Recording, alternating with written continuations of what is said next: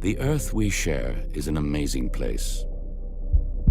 Humans have achieved so much and come so far.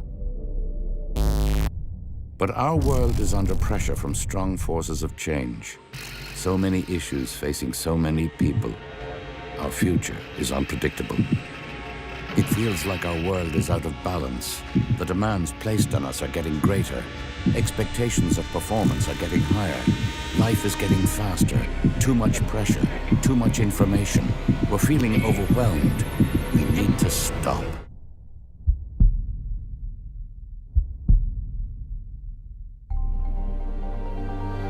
We need a new perspective.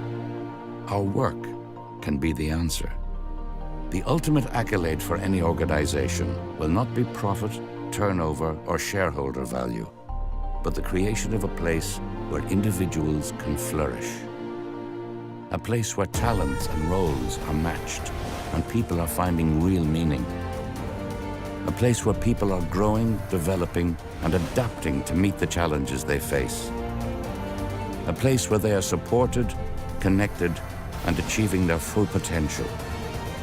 A place where they are feeling safe, equipped and energized to do their best work. It's time to step forward and lead. It's time to be a healthy place to work.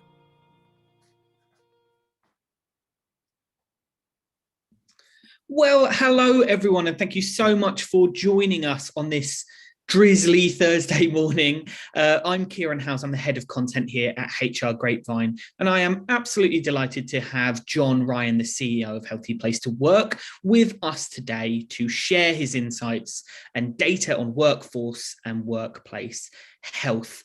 And so before we kick off, first things first, I'd just like to let everyone know that we will have a chance to put some questions to John on this subject a little bit later on. Pop any questions you have in the chat function. We'll get to as many as we possibly can. If we do run out of time, I'm sure John won't mind getting in contact with you afterwards. But John, it has been a busy time for you. You're just back from a writer's week in Spain on your new book, Work Healthy. And I think next week you're traveling to the Women's Economic Forum in Mexico City. I know the company is having massive success in Mexico, along with Brazil, Sweden, Philippines, and a lot of other areas as well. A busy schedule like that must take its toll. Yeah, absolutely it does. But I suppose I absolutely love the fact that we're now back out and meeting people face to face and speaking at conferences, and hopefully yourselves will have real life conference soon.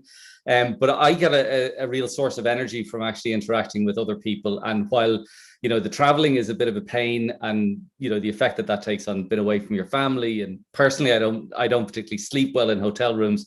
But the other side of that, then, the balancing factor to me is the energy I get, and the fact that I'm really passionate about what I do, because that slightly buffers the negative bits of the work I do with those positive bits. And I think that's what it's all about. I mean, the last 24 months has been hard for everybody. Obviously, from our point of view, we've been delivering a lot of speeches where organizations are getting in touch, sort of saying, will you talk to us about energy? Will you talk to us about resilience? Will you talk to us about health in general? So we've been doing a huge amount of those all over the world. And that's been fantastic to feel that we've been able to, bring people knowledge and insight that have really helped them through what has been a really, really difficult stage for many organizations. Yes, exactly. Yeah, it's been a very, very hard time. And I think actually the really powerful video that opened up our session today, which focused on organizations making their workplaces more healthy in 2022 and beyond, was a perfect, way into this conversation there. So why is that message so important right now? I suppose for us, most organizations who are coming to us are kind of dealing with three issues. One is trying to attract talent into their organizations. It's there in particularly some sectors. The IT sector is a particularly tough sector to get people right now. So attracting the talent into your organization, trying to shut the door in terms of trying to hope that people won't leave. So trying to retain that talent And then trying to make sure that when people are there, that they're actually performing. Because I mean, the Great Resignation obviously has seen a lot of people leave organizations, but even before that, those people were staying, but they weren't particularly happy. So for a lot of cases, work wasn't working. And I suppose one of the big things that we're saying is it wasn't working for either side, either the employees or the organizations themselves. And it's really about trying to say, so, okay, can we redesign this and make this work so that it works for everybody in that? Other things, I suppose, the organizations that we're talking to are sort of saying our focus, is about trying to recover from COVID, because it's had a devastating effect, but we now need to move on from there. And in terms of that, they're trying to say, so what's the future of work look like? The hybrid work, the remote working, are we all back to the office, and how are we going to organize ourselves back in the office? And everything's up for grabs. I think that's an important thing to say. So this redesign is a fantastic opportunity, but they're also coming back with a lot of people who've had trauma over the past, 24 months. And we've been clear to say that people need to understand that the people who left the company 24 months to work remotely are not the same people who are coming back right now. They're different because they've been through an awful lot, and people have to understand that. So there's a lot of focus on mental health. Organizations also on their agenda have a huge amount of responsibility around sustainability and trying to make sure that they're not just destroying people and squeezing them and then sending them off to the health service to fix. That's simply not sustainable. And that this need around climate change and the like, their employees are driving this agenda. So that's there too. Diversity, equity, inclusion, and belonging. Again, it's there. A lot of organizations are saying this is the year that we're going to go after this one. Refocusing on purpose, because they know an awful lot of the people coming into their organizations are really interested to know, like what are you doing and why are you doing it, and how am I connected to that? Right. And in general, then performance, I suppose, that sense that people are going to be actually engaged in their work and not just presenting at work and going through the motions, and a degree of commitment. Can you actually build loyalty? It seems like an old-fashioned concept.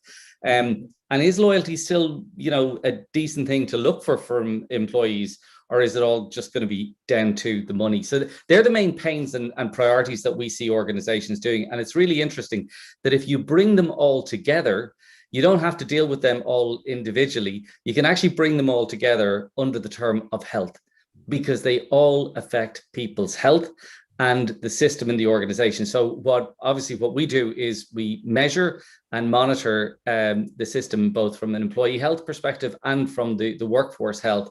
And because there's a real symbiotic relationship here that people sometimes they don't fully understand, that the organization and your work and the workplace affects your health, but also your health equally affects the organization and how it delivers its work. So understanding that kind of symbiotic relationship is absolutely key to this. And the final thing, I suppose, that wraps it up in our philosophy, which is, you can't actually be a healthy organization if you're full of unhealthy people. And you can't actually be a healthy person if you're going into an organization that's unhealthy every day. So the sweet spot of sort of sustainability, the sweet spot of resilience and I suppose high performance is really about trying to build a healthy organization with healthy people. So that's basically what we're doing. Well, John, I love that phrase that you used. It's a symbiosis there. It's a symbiotic relationship. I love that idea. And I'm really looking forward to kind of delving in a little bit more to how we can make that relationship successful. But first and foremost, I think we're actually going to ask our audience a question here. Cool. So to our audience, you should have that coming up on your screen right now. The question that we're looking to ask you, and it's one that you may not have been asked in a while, actually, is how healthy are people feeling this morning? How are you feeling in our webinar? If you could pick a number between 1 and 10 that best reflects how healthy you feel right now, with 10 being extremely healthy and 1 being extremely unhealthy. And I very much hope, John, that we don't have too many ones coming back. We'd love to hear what you have to say about that. So we'll give you a few seconds to give us a bit of an insight there. It's a very interesting question, actually, one that, I don't think people have been asked in a while. So let's find out. Get your answers into us there, and we'll see what you have to say. Kieran, if people are ones, it's okay, because it's really important that there's a self-awareness of where you are. because then you can do something about it. It's that if you're kind of sleepwalking through life and not thinking about these things, that's when it becomes a problem. So if you're a 1 and you know you're a 1, that's great, because it's a starting point for you to actually get better. Well, we're starting to see a few results come in, and it's worth saying, obviously, that we'll leave this poll up for a little while, so it may change a bit and rebalance as people consider, but it looks like 30%, and I would say just 30%, are a 5, 19% said 6, 20% said 7, and 22% said 8. Now, that is an interesting spread there. It seems that we don't have many 1s, and we don't have any 10s either. So somewhere in the middle, it seems. So I guess the natural question then, John, is why is it so important that we focus on this aspect of health? You know, for me, sometimes organizations are doing lots of things to try to make the workforce perform better. And they've actually lost the battle before people even come in through the door or virtually connect with them in a remote location, because there's a lot of factors that affect you as an individual as to whether or not you're able to perform well in your life and at your job. And if an organization doesn't have some sense of measure of that, they're missing out. And some organizations kind of say, well, hold on, maybe that's their own personal responsibility, how they sleep and their finance or whatever. The truth is, it absolutely affects the organization. So if you just, apart from being nice to support people and help them, it's a really strong thing to do for an organization if it's interested in being strategic and if it's interested in high performance. So with the data that's coming through on our platform is telling us really, really clearly something that I think people need to know, that if individuals and employees self-report that their own personal health is not good, they then generally are quite negative about the statements that relate to leadership and the organization itself. On the other hand, if they self-report that their personal health is actually quite good, they're quite positive with regard to the leadership and the organization. So there's this kind of effect that's really maybe not seen by organizations, because on that positive side, if people feel really good about themselves and feel very healthy, then they're thinking the organization is good and the leadership is good. How does that play out? It plays out in discretionary effort. It plays out in agility. Those people tend to be more collaborative, more creative. They interact better, so there's less conflict in the organization. They're generally more productive. And that obviously leads to high performance, which tends to be the holy grail of, you know, organizations nowadays. So it's really trying to understand that health and employee health isn't kind of this separate thing that we do over in that division of the organization. It actually has to be built in from the start and baked in as a really important measure, because it's like the canary in the coal mine. It gives you a sense of risk prevention. It tells you what's probably going to happen and play out in your organization in the next 6 months. And that's, I think, personally, it's really important. And it's interesting, you asked the question there, you know, to ask people on the webinar today, 1 to 10, where are they and the like.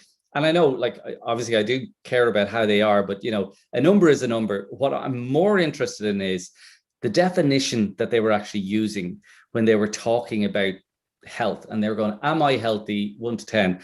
What was the definition? Because what we generally find is that people are using a really narrow definition of health, and this kind of idea that, well, if I'm not ill, I'm healthy. And that's actually not correct. What we find is when people broaden out that definition to take all the factors in that actually focus on their health, that's a much better way to answer that question. And we think of it in this way, that if you're thinking about health as the absence of illness, that's what we call a very pathogenic approach to health.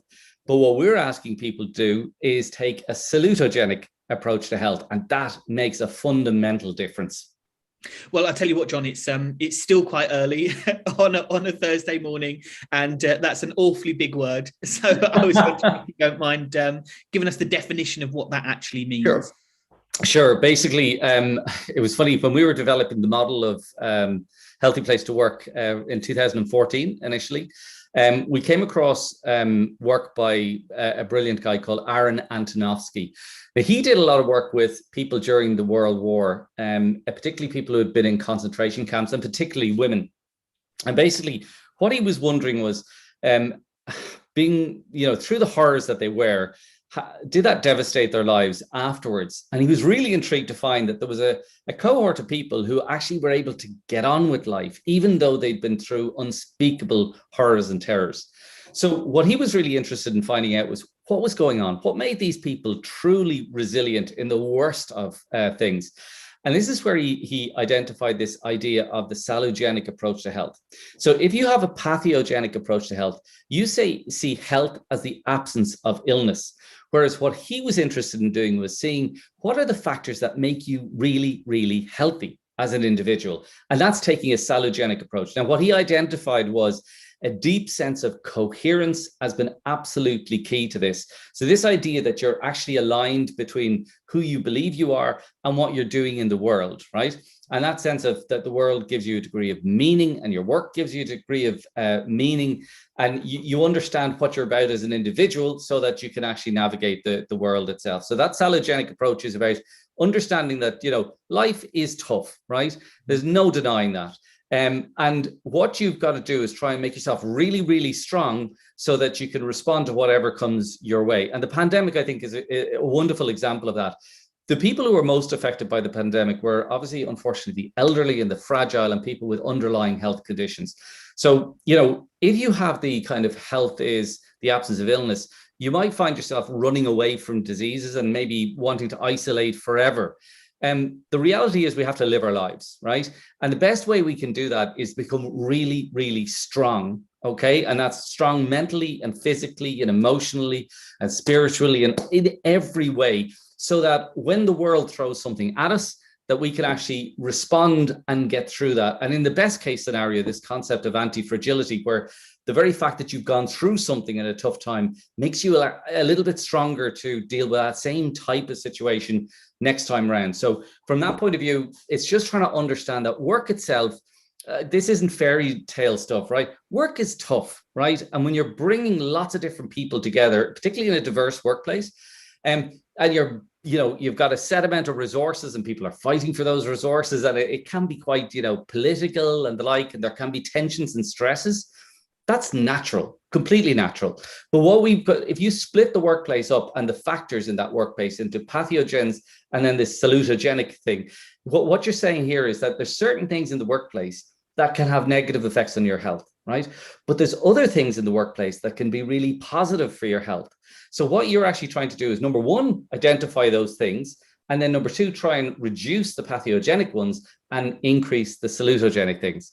And that's the key to high performance. So it's kind of creating shock absorbers for people within their workplace. So as a quick example, the more control I can give you over the work you do, the more autonomy I can give you around that, the chances are you'll actually feel much better about it, because that sense of control allows you to take back something for yourself. If I do the exact opposite and I micromanage you and tell you, this is it, actually, Kieran, I don't care what you're thinking or believe or whatever, just do it. I pay you, do it.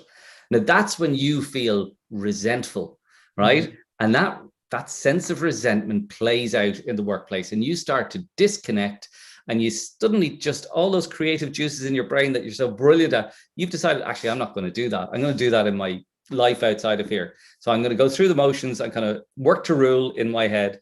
And maybe I've resigned. Lots of people have resigned. They just haven't told their organizations. Mm-hmm. So that's why our model is measuring the things it measures. Okay. So around that physical aspect and the mental aspect. So actually, it's just popped up. So this is handy. So from the physical point of view, what you see here is the work environment, whether or not it's an actual safe environment, because, we're dealing with organizations all over the world. And sometimes we can think of work in a very, middle class, white collar way. But when you're dealing with mining industry in Australia, and because that's a very dangerous industry, when you're dealing with people, actually, one of the most dangerous ones is forestry and farming and the like. So it's trying to give people the sense that they can go to work and in general hope to come home safe and well. And that's not always the case. So we can't take that for granted. Energy and rest is really important. And this idea of, if you want to be a brilliant performer, how much energy am I bringing to work? And that obviously decides upon whether or not I'm actually having a good night's sleep. Not just the hours I'm sleeping, but the quality of the sleep I'm getting is a big issue for people. And the factors around in my personal life that are affecting my energy. So we see a huge amount of people are coming to work and they're not ready to go because they're actually exhausted. They're nearly coming to work for a break. So that idea of rest, recovery, and energy, and then physical fitness. And there's so much involved in this. This isn't like your ability to run a 5K in 30 minutes or the like. There's so many about toning your body, about muscular strength, and all of these other things that we don't normally consider. And then diet, obviously, what we're putting in our bodies on a constant basis. Then we look at the idea of purpose. And this is, again, going back to Aaron Antonovsky. What we find in a lot of organizations, I've been going around organizations for 20 years. And one thing, there's a film called Sixth Sense where there's a little boy and he says, I see dead people. And honestly, when I look at people in the eyes in these workplaces, it's like as if I'm looking at dead people, because they turn around and they tell me, I hate my job, I hate my role, I hate my manager, I hate the leadership, I hate the culture. And you're going like, why are you still here? And they're saying, because I need the money. Right. And there's too many people in organizations who actually aren't a fit for that organization. And we've seen people who have actually been considered a really bad employee in one organization, and then they leave and they become a star in another organization. So we're obsessed about the fit and getting the right people in the right organizations. That's critical. So in an organization, is there a culture of wellness? Is there a sense that I get into flow, which is the highest intensity of level of work when I forget nearly time and the like, which happens to me quite a lot. So you'll have to keep me under control. But congruence and alignment and the organization itself and how it interacts with me and whether or not it's living the proclaimed values. Mental resilience obviously is a huge area in these days. And people oftentimes are surprised when, they're asked questions about learning mindset and they're going to go, well, how does that relate to health? But there's so much change going through organizations right now. If I don't believe that I can learn, adapt, and grow with that organization and adapt to that change, I'm actually going to fight the change. And that's going to grow conflict. And conflict is horrible. And that plays out really badly with dis-ease for me. Financial well-being can weigh so heavily on individuals. And in an awful lot of cases, that can be solved really simply. Self-efficacy, both in job, career, health. This is Albert Bandura's work, which is talking about agency. People with low levels of self-efficacy actually have this sense that life is just happening to them. Whereas self-efficacy, people who have high levels of self-efficacy actually believe that their decisions really matter. We often talk about somebody going down a rapid in a boat, low levels of self-efficacy, they're hanging on just for dear life. Whereas in high levels of self-efficacy, they're taking the oar out, they're controlling the direction and the speed and the like. So it's taking control of your life. Work control, as I mentioned, autonomy, really, really important.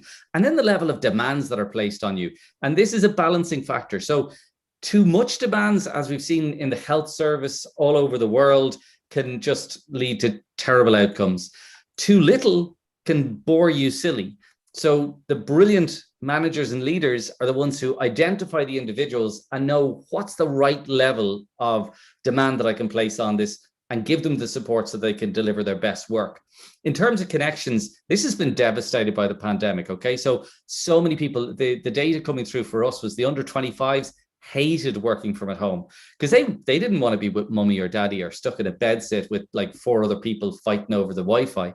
They wanted to be in a workplace that was exciting, where they could learn tacitly from, other people's knowledge and the interactions and the like, and maybe meet people and, meet partners for life.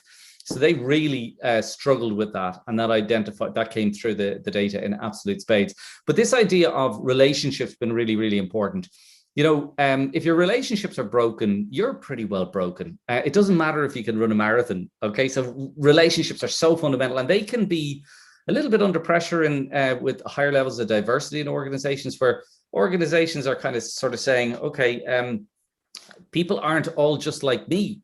So now there can be clashes there in me trying to understand other cultures and the like. So what's really important is that people are trained up to manage diverse and rich relationships so they don't get into conflict there. Sense of belonging, obviously that's been lost with people, 2 years working remotely. And that's where the manager relationship is critical now. So manager's role has never been a bigger role to be that conduit and be that touch point for the culture of the organization and making sure that they're watching the mental health of people. Everything from peer support, diversity and inclusion, emotional expression, people being authentically themselves, and then social well-being, understanding that there's this other piece, which is the society and how you as an organization support society. So there's so many things that are captured here, along with some demographics, that just give us such a rich source of data to bring back to the organization and say, this is you. This is what's happening right now in your organization. Here's the good stuff, and here's the areas that you need to really focus on. Because if you care about it, and if you see it as being a key driver of strategic performance, you need to get your head around this and understand, don't be taking a tick box approach to employee health. This is fundamental. You need to respond to it. Yeah, I mean, I've got to be honest with you, John. Going over that data and that research, it seems like fundamentally there's a breakdown in the workplace at the moment. So I'm going to ask you a question here, and I have a feeling I already know the answer to it, but I'm going to ask it anyway because I think it's an important question. And that is, as workplaces and as organizations, are we getting the approach to workforce/workplace? Are we getting that right? Honestly, and I don't mean to be critical because it's too easy to be critical, but in a lot of cases, no, I don't think we're getting it right at all. Plain and simply, a lot of organizations aren't actually monitoring this at all. Oftentimes, I think we think about the huge multinationals and, if they're doing it and the like. But when you look at the real workforce, it's mainly tied up in a lot of SMEs with less than 100 employees, a lot of family business and the like. They don't measure or monitor at all the data coming through the workforce, but they need to. And I suppose that's one of the things I probably passionately love most, when organizations like that are actually getting in touch with us rather than the big boys, because the big boys tend to know what they're at in a lot of cases, even though they're also getting it wrong. But anyway, but I love when you can actually really help those smaller organizations and medium-sized organizations who don't have any of this stuff in place. And it's really simple to use the model and the methodology and actually just to get that data back, and they kind of go, okay, these are the presenting issues. We need to do something about them. Let's do it. And I suppose the nice thing about those, sub 1,000 organizations is that they can move faster than the 30,000 and 150,000 employee organizations. So I think that's kind of important. And some of them, when they do measure, are measuring the wrong things. And then they're actually responding in the wrong way. So yeah, it's a lot of them are getting it wrong at the moment. And there's an opportunity to move to a different way, to think about it differently and get it right. Well, let's perhaps dig into that a little bit more then, because this is obviously something that the audience is going to be very, very interested in. What are some other examples there of maybe some things that we're getting wrong and maybe others that we may be getting right? I suppose when we look at organizations, if we're to kind of look back over, the years of data that we're getting, what we're seeing is kind of two approaches. And I don't want this to come across as, this is wrong, this is right. It's like, this is a way of doing it, but it needs to be more like this. Okay. So what we'd see is a lot of organizations are taking a very ad hoc and tactical short-term approach to employee health, right? They're taking a very programmatic and events-based approach, right? So for example, if there's an international day of whatever, they'll actually put on an event to actually respond to that. Whereas it's not based on the data of actually what's going on in their organization right now, that they're the things they need to respond to, not just something that happens to be, on as an international day. We see that in a lot of cases, it sits with HR and it's like a program over here, and it's completely separate to the business and the actual performance of the business. And we see that it's very much about absence and illness and the prevention of that. We see it been very much about building awareness. And in a lot of cases, what we see is that most people know what they should be doing, but they're just not doing it. So they need a bit of help and support to figure out, how do I change my habits and get better at this? But the big piece is, it's not tied into the view of the organizational performance. So for example, if the organization hit bad times, one of the first things it'll actually cut back on is that whole area, because it's nearly seen as benefits, right? And it's not benefits. This is fundamental.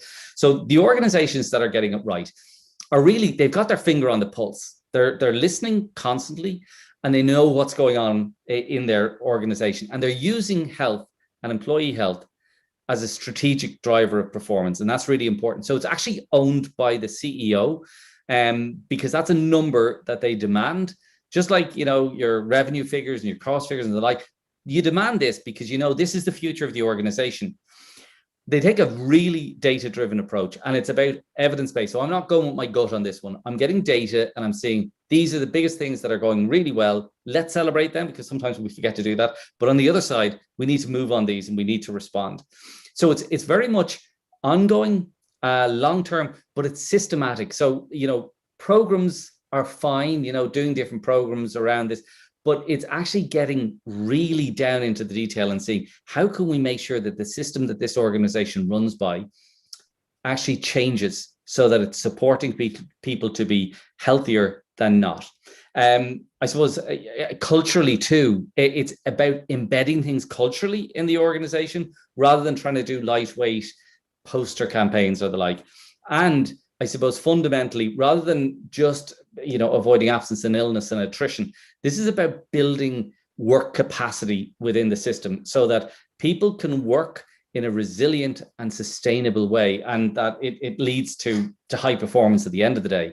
I mean, you asked for examples, so just some quickie examples. And again, I know the audience may be kind of going, oh, we do that.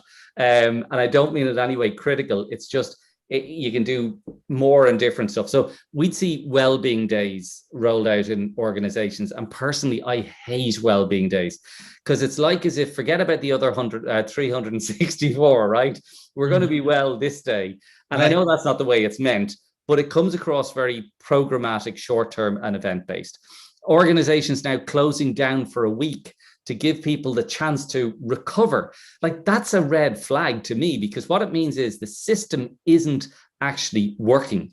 The system that needs a shutdown for people to recover, this needs to be, like an athlete who can actually perform really well on a constant basis and not need to go away. Like one organization there, I can't even remember the name of it, but they bought an island, so they let people go there to recover. Like, I mean, that's a disaster, right? So it means the system isn't working. And that's why you really need to focus on sustainability. A lot of organizations rolling out digital apps like Headspace and Calm, and they're great. They're really, really good, right? But they're not the answer to a fundamental problem. They're dealing with trying to put a plaster on a sore. You want to find out, how did this come to this way that people in this organization are really anxious that they need to, rely on apps like this? It's like buying gym membership for people or Fitbits, and then you put so much work demand on them that they don't have a chance to actually go to the gym. So that sort of stuff doesn't work. It's maybe also like flying a pride flag, even though deep down that there's a discrimination throughout your organization and it's culturally embedded. That's what you need to be actually fundamentally changing, and not doing the tick box stuff that's going to get you a few awards and make you feel good about yourself. And maybe you can put those pictures on Instagram, but fundamentally, that's not the answer. The answer is to absolutely understand the right definition that you're using for employee health, is to measure it. It's to get really strong data back, to be able to then respond systematically and culturally to the biggest problems that are presenting in your organization, so that you actually take them on. I mean, I remember years ago in an organization, going back with there were a number of different findings. One was that there was bullying in the organization, and the other, people were complaining constantly about the air conditioning. And the big conversation that took place at the senior team was all around the air conditioning. Right. And you're kind of going like, lads, have you missed the point here? Bullying is the bigger issue, and that's where we should be spending our time. So that's the key thing, that, if you identify the things that are actually pathogenic to people and try and turn it around and make your workplace more salutogenic, that's when you win. Mm-hmm. That was a long answer, wasn't it? Sorry. No, it was a good answer. It was a good answer. And, I think the key messaging there is that it cannot be just a facade, right? You need to get to the absolutely. And so I guess one of the things that you did there for us, John, is identify, we dipped our toe into identifying some of the stages in organizational development towards getting this right, to actually getting on the right track. So I think it'd probably be really helpful to talk a little bit more about that. Yeah, I mean, what we see is that there's kind of maybe 7. This is like when we're working with organizations all over the world, There's kind of 7 key things that the organizations are focusing on that we look at. The first one will be leadership, right?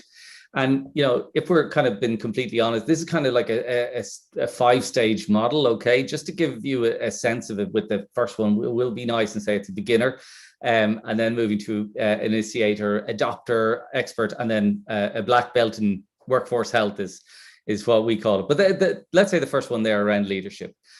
The first stage is that they don't get it. There's no real interest. They don't see the connection at all. Then it moves slightly better to a passing interest, but they don't have any relationship to organizational or business outcomes.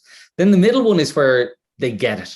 It's the pennies drop that this is important, and they become really supportive of initiatives, and they see some relationship to the organizational outcomes. And then they move to a point where they become completely committed because they've clearly seen that it's actually the biggest driver of organizational performance. And then to stage 5, where they become absolutely passionate about it, ambassadors. They nearly do a sales job for our organization because they're going out talking to lots of different people saying, you need to do this. And we see this with a lot of organizations who also, maybe like Sony, with regard to mental health, using their fantastic stars to go into schools to talk about how important this is, and some organizations lobbying on behalf of their employees for better transport services so people can come safely and cheaply to work, education, childcare, all those factors that are affecting people's ability to do work. So this progress in where a leader is, and it's really important that you get your leaders involved, because honestly, one of the key things that's coming across in our data, I think this is really important to say, there's 2 particular questions that are really, really key to me. One is, do I believe as an employee that the senior leaders in this organization really care about my health, right? When that response across the organization is low, basically everything will be low. When that response is high, things generally are quite high in the main. So it's critically important that the leadership get on board with this and understand how important it is. And the second one is, are the leaders role models for healthy behaviors? In a lot of organizations, they're the sickest people in the organization. They're the ones working ridiculously long hours. And I know they think, well, I've been paid this money, so I'm going to have to sacrifice, my health. I think that's wrong. And what's worse, it's one thing if they're sacrificing their own health, but if they're sacrificing the health of the employee population, that's just wrong. And that needs to change. So I think, because I know there's a lot of sort of senior HR people on this webinar today, and it's the conversation with the leadership is really, really important, so that they're absolutely committed to this. This isn't separate. This is an organizational performance driver, and they need to see it that way. Second one is ownership. So here we're moving from like nobody has ownership to maybe the health and safety officer. Then it's HR and well-being champions who are kind of volunteers. Then we see it moving to HR and a dedicated team who are really focused on delivery. And then finally to, maybe the CEO actually owns this along with everybody else feeling that they do, because everybody has a part to play in making the organization a healthy place. But the very fact that the CEO is taking this leadership role rather than just turning up and making speeches, they're madly committed to it, is really important. The investment piece, I think it moves from no budget at all to kind of maybe a health and safety budget associated with kind of minimizing risks, budget related to activities, events and the like, to a significant budget, and then what we call a large ring fence budget. So when there's cutbacks happening, that they don't touch this because they see it's too important. In terms of a general approach, when we're talking about this, maybe you'd ask an organization, what do you do in this space? And they go, well, maybe we do a bit of desk yoga in this. And you say, have you got a plan? Like, is this strategic? And they go, oh no, we don't have a plan. Some then take a very tactical ad hoc approach. Some then sort of say, well, what we have is a list of events that we do. So it's a very programmatic approach. Then we move to organizations where they have a really integrated, thought through, systematic approach to this. And then, in the best case scenario, it's a collaborative plan which has been built with everybody sort of inputting into it. It's strategic and it's organizationally embedded. In terms of interventions, just to give you a sense of this, health and safety legislation kind of drives the starter organization, moves to a little bit of the wellness day and the burnout weeks and the type of stuff we talked about there. A calendar of wellness events, awareness building, but then where it really gets it is where they're responding to the actual needs of the people in the organization. And then they take a very cohort base where they're really drilling down into the different cohorts of people and fixing the issues that are negatively affecting their capability to work and, in effect, how it affects their health.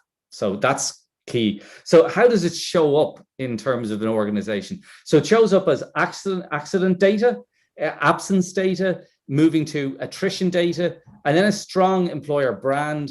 And then finally this, and this is critically important, it's a very individualized interventions. And this is all about flexibility. This is about making work for the individual, which is critically important, because all too often what we see organizations, they're kind of forcing people to make, their lives work for their work, whereas it needs to be the other way around. The organizations that are winning are the ones that deeply get to know the individual and find out what are the things happening in your life, and can we build work that actually works around those things and deliver in a way that works. Because we saw lots of people who formerly had asked for a little bit of flexibility, had asked to work from at home maybe 1 day a week, and the organization said, no, absolutely not, because it didn't fit. It was hard for an organization to manage that.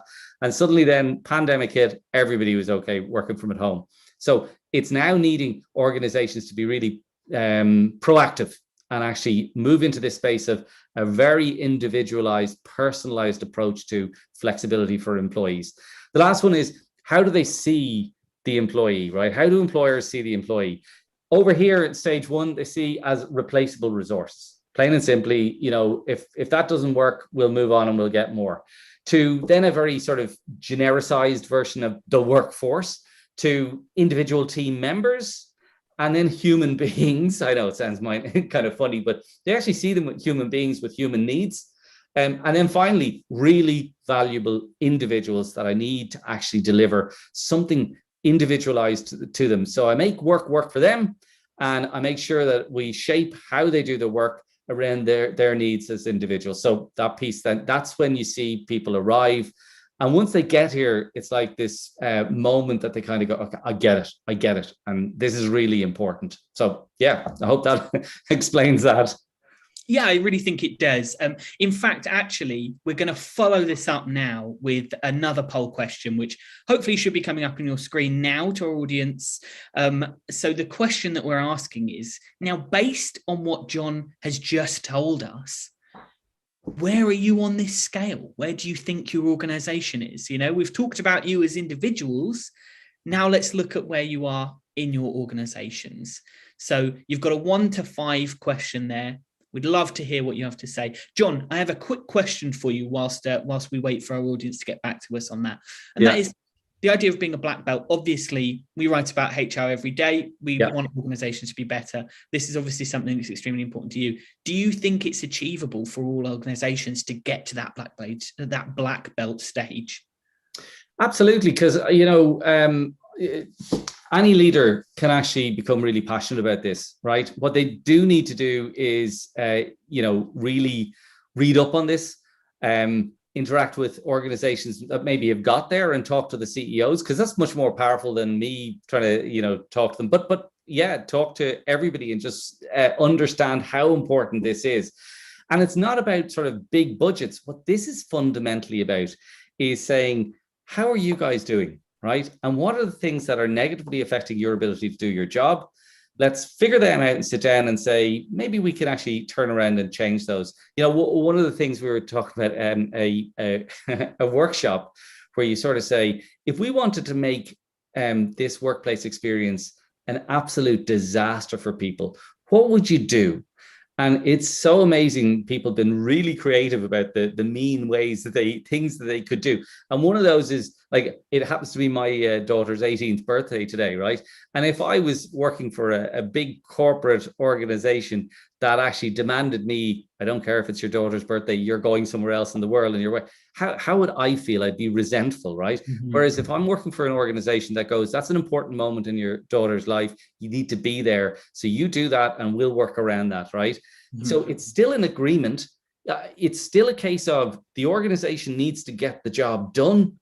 And I need, as an individual, to play my part to actually make that happen. But the question is there a bit of flexibility in terms of how we actually do that. And this is the kind of the social contract that we come together and we talk it out. In all cases, the organization may not be able to give me what I want, and that's absolutely fine. But there's probably an awful lot of things that they can give that currently they're not giving because it's a bit tough. So absolutely, my contention is every organization can absolutely do this. If you take people into your care, and I think it's just a fundamental way of thinking about the employee piece, because these people are giving up some of their life for you and the organization to achieve what you want to achieve. So it's really important that you repay that by trying to make sure that you are looking after them. And I mean, there's role models over the years for this, like, you know, Cadbury's and, you know, in the Bourneville building actual houses for their employees because they know it really, really matters. So yeah, I think any organization can do it. It just takes a bit of time and thought. Well, let's see what our audience have to say then. I know we've got some results back now. So actually 21% said beginner, 11% said initiator, but 68%, so the vast majority, said adopter. And then, this is really interesting, John, no one said expert, no one said black belt, so no one is there yet. So wow. How do you think then that leaders should be responding to this? What's the next stages? So, I mean, like, I think number one, that it's great that people weren't sort of tempted to sort of say we have it all sussed, right? Because really, really, so few organizations actually have got it sussed. So the thing is, the recognition of where you are, I think that's really, really important. And then to say, okay, so can we put some sort of a plan together to see how do we get from where we are to where we need to go? In a lot of cases, it'll be about sort of having a conversation with your leadership team and actually saying, we think this is really important and we think we need to take a more strategic approach to this. So what do we need from you? Well, number one, we need you to understand what this is all about so that you can authentically speak to the organization about this being a absolutely key priority for 2022, that you're committed to making this workforce healthy and everybody in it healthy. That's your number one priority. And understand that, you know, they need to understand that all those other priorities we talked about at the very, very start are wrapped up in this. And that's the beauty of it, you know, so they can be part of this plan, the sustainability, diversity and inclusion, mental health, all of those things can be absolutely part of that. So what we actually do here is give people an opportunity by measuring the actual level of health. Both we look at it from an individual perspective and from an organizational perspective. Okay, so on this side, we do a survey, a diagnostic tool, and what we're getting is all the data back around energy, rest, physical fitness, diet, congruence, flow, all the way there. And what we then do is we map that across. So you can see those dots. Those dots represent the scores of the individuals and then the cumulative workforce as to the individual health factors and where they lie on that.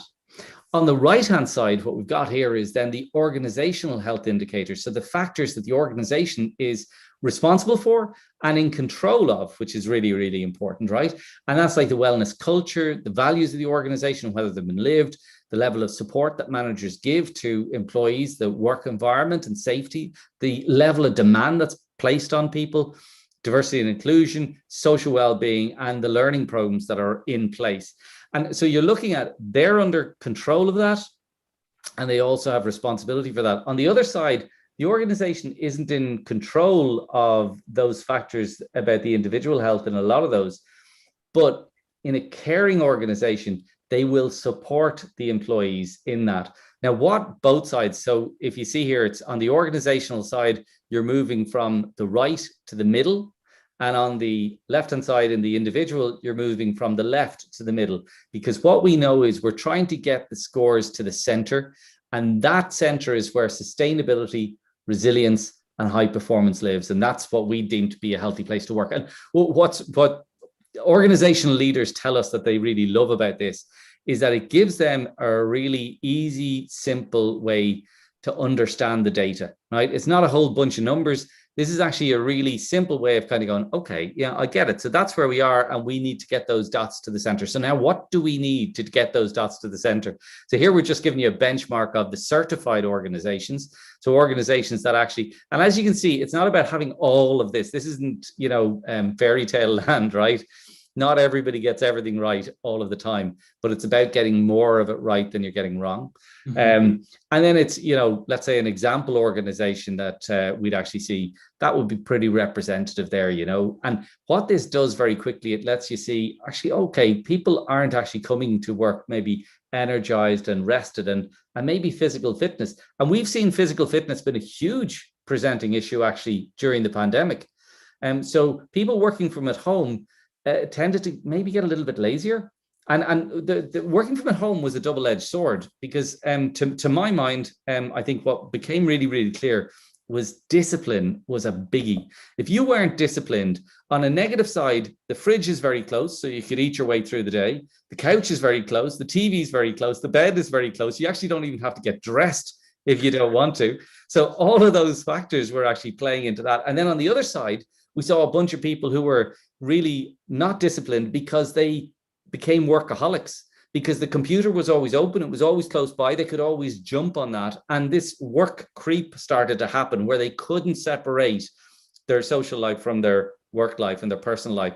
And that's where even the commute to work, which people used to complain about all the time, suddenly they started to think, actually, maybe I didn't realize that was a decompression time for me to actually just, maybe listen to some music or whatever. And it was time that I had maybe away from my kids or the like, to just think about what went on at work and prepare for what's coming at me at home. Whereas now there's a door in between the two and it's straight on into it. So organizations have to understand this and they have to figure out, how do we make this work and how do we make hybrid healthy for people? So from that point, it's about getting the data into a really simple form that everybody in the organization can see, get benchmarks so that they can see, is this just us or is this, other people?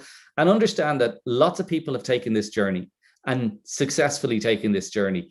And it just takes a little bit of time and dedication to understand it. And the very fact that you as an organization signal to your organization and to the people in it that we're actually going to go on this journey, straight away they go, oh, well, they actually care about my health and well-being. Straight away, you've started really positively.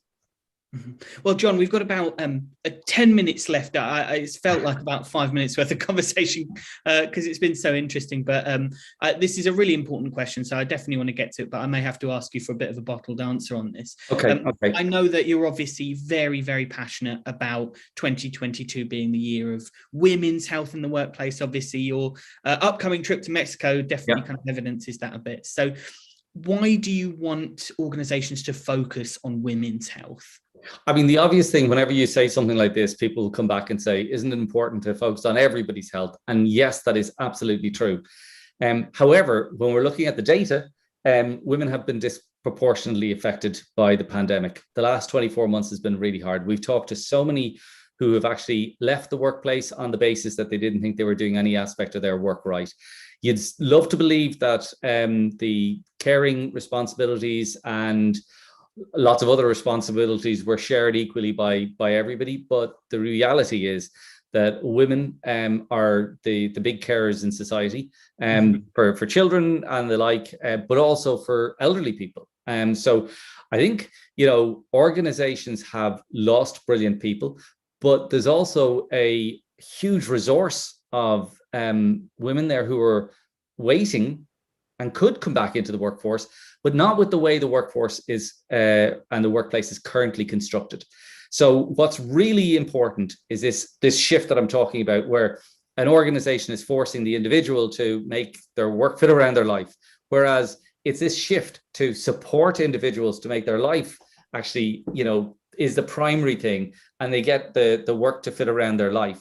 And that's really important. So flexible practices for women is really critical. So not just the remote working, hybrid working and the like, but actually it's about job sharing. It's about taking sabbaticals. It's about maybe taking time off in the summer. It's about short-term working. It's just a whole different range of ways to work is absolutely critical for them.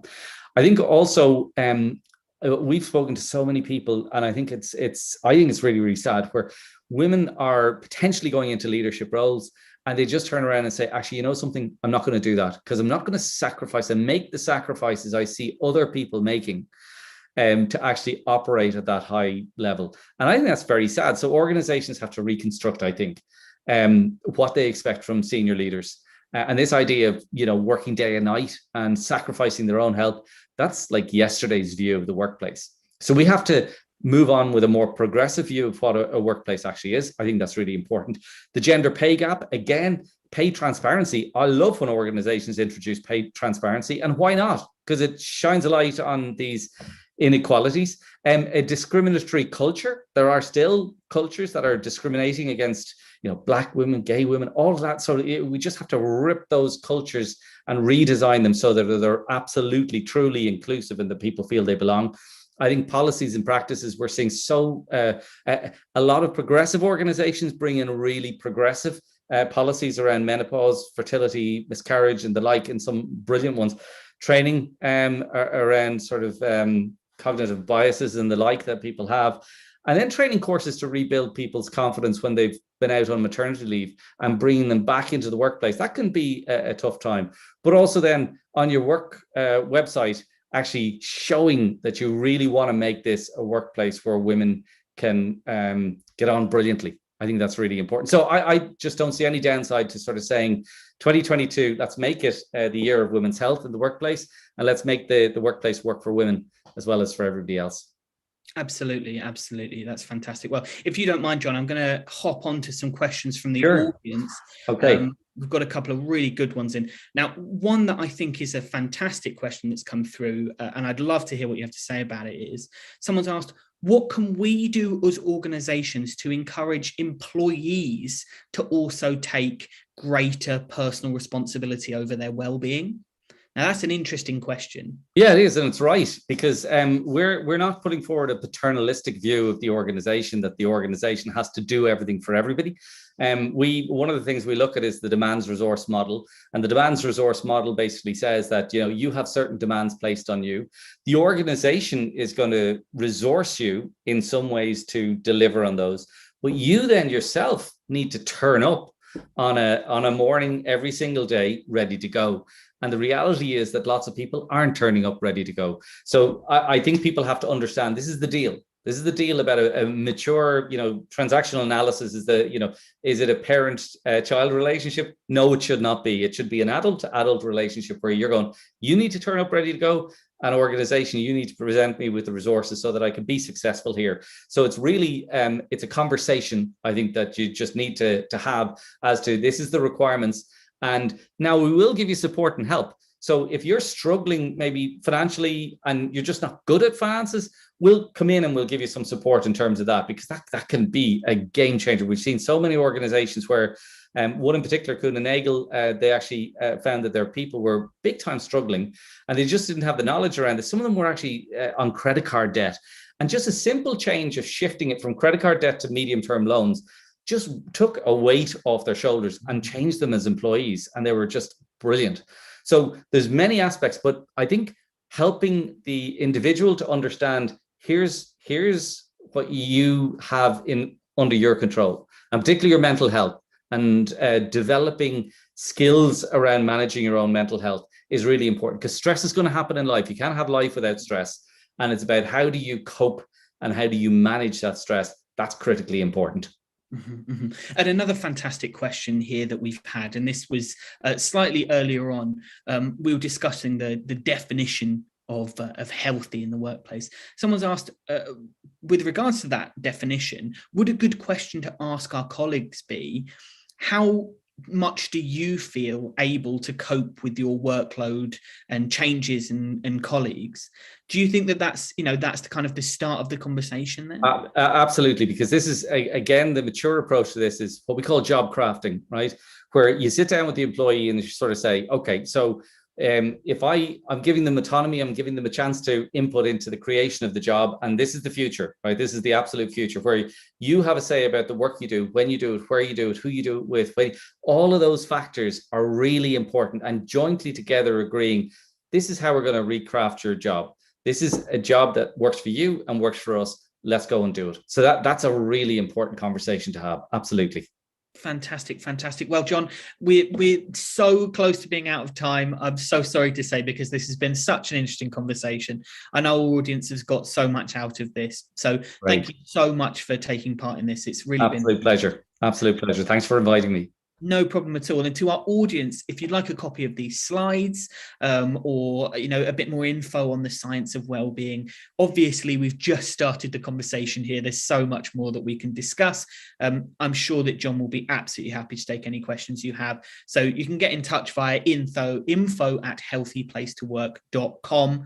And also, John, I presume you're on LinkedIn and all the rest. Absolutely. All the usual suspects. Yeah.